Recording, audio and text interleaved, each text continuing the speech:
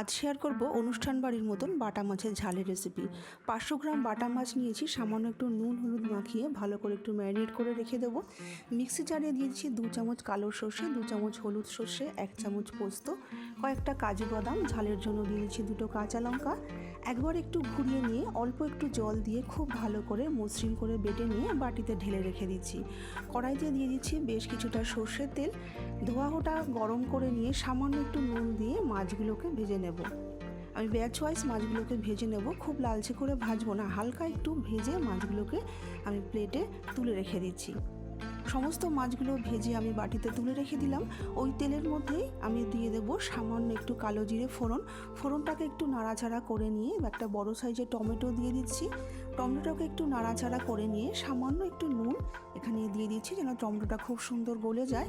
এবার খুন্তি দিয়ে টমেটোটাকে খুব ভালো করে একটু ম্যাশ করে নিয়ে হাফ চামচ হলুদের গুঁড়ো আর 1 চামচ কাশ্মীরি লঙ্কার গুঁড়ো দিয়ে দিচ্ছি। খুব ভালো করে কষিয়ে নিয়ে আমি বেটে রাখা মশলাটাকে দিয়ে দিচ্ছি। বেটে রাখা মশলাটাকে দিয়েও খুব ভালো করে একটু কষিয়ে নেব। এই সময় গ্যাসটাকে মিডিয়ামেই রেখেছি।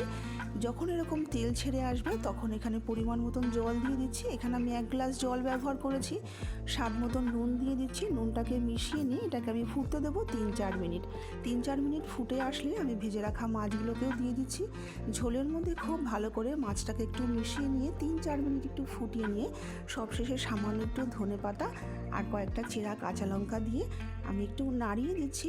আমি খুন্তি দিয়ে নাড়াতে যাবেন না, এইভাবে একটু নাড়িয়ে নিয়ে ঢাকনা বন্ধ করে দিচ্ছি। গ্যাসটাকে বন্ধ করে দিলাম। 5 মিনিট একটু স্ট্যান্ডিং টাইমে রেখে গরম গরম সার্ভ করে দিচ্ছি। তৈরি হয়ে গেল আমাদের বাটা মাছের ঝালের রেসিপি।